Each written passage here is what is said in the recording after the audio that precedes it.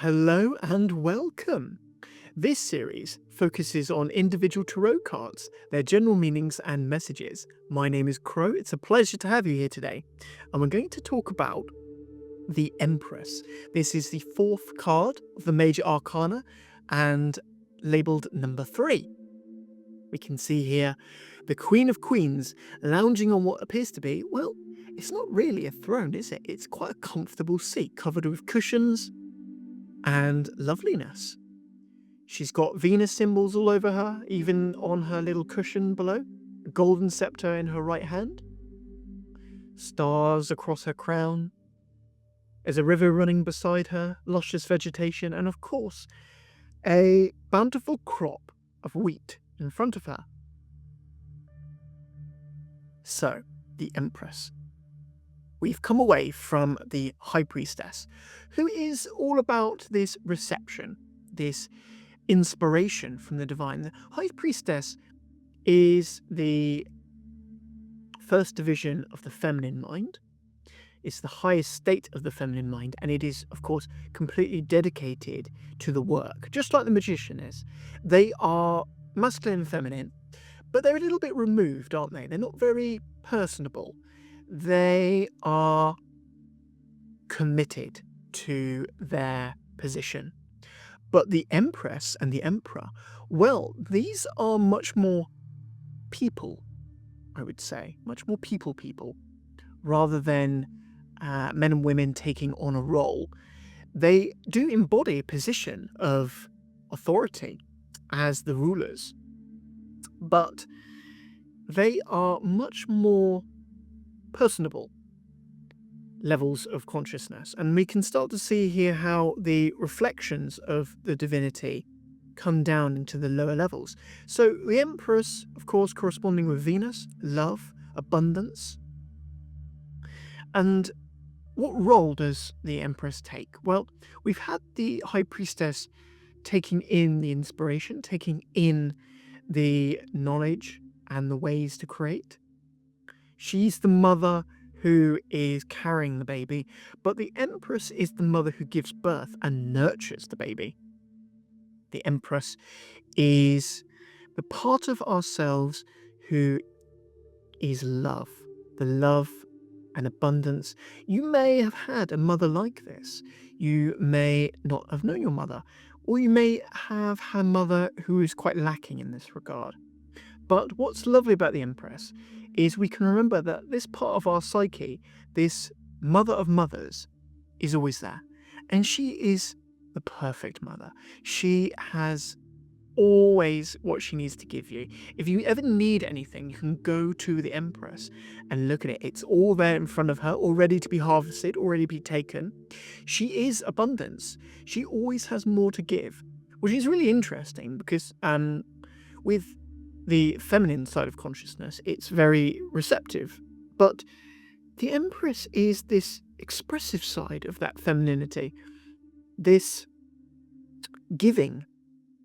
There's always more to give with her. Kindness, mercy. Venus, of course, in Kabbalah, sitting on the pillar of mercy. Yes.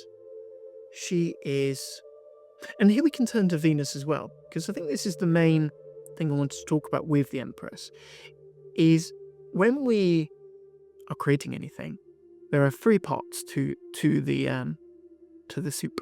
We'll call it that. You have your thoughts, you have your emotions, and you have your imagination. Now, the High Priestess is the imagination, maybe the vision of the moon, the light. But the Empress is the feelings. Now, feelings are really important. A lot of people will do manifestation practices, like vision boards and affirmations and all these things.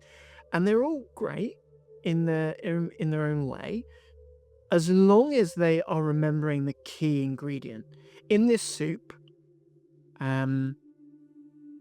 thoughts are a part of it, of course, but you can't have a good soup without flavor.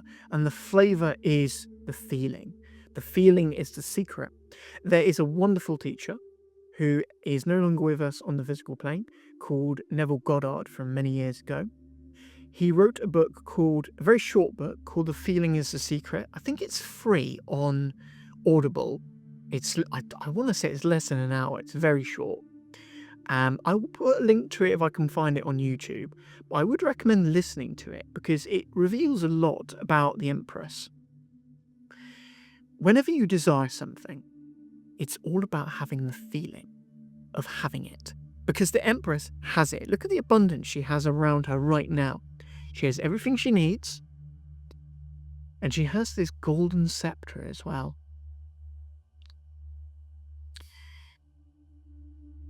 And the light coming up behind her as well, rising above this sun. Gold symbology all over her. Gold, of course, being the union of the conscious mind. The final state, really, that many are searching for. The philosopher's stone, you may say. This golden state of consciousness. She has it, and she is ready to give it. And you don't have to do anything to deserve it. You don't have to do anything to deserve having a mother. It is literally your birthright. You are blessed in this way. She is blessing. It's the sort of scepter that she's holding as if she's about to bless. It also looks a little bit like a rattle as well. So she's all about nurturing, all about this abundance.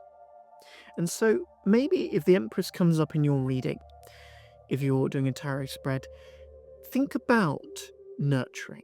Are you nurturing the parts of yourself that you want to see more of? Are you letting them grow? Because she's all about growth. Look around her, it's all about growth. What are you letting grow? What are you putting your feelings into?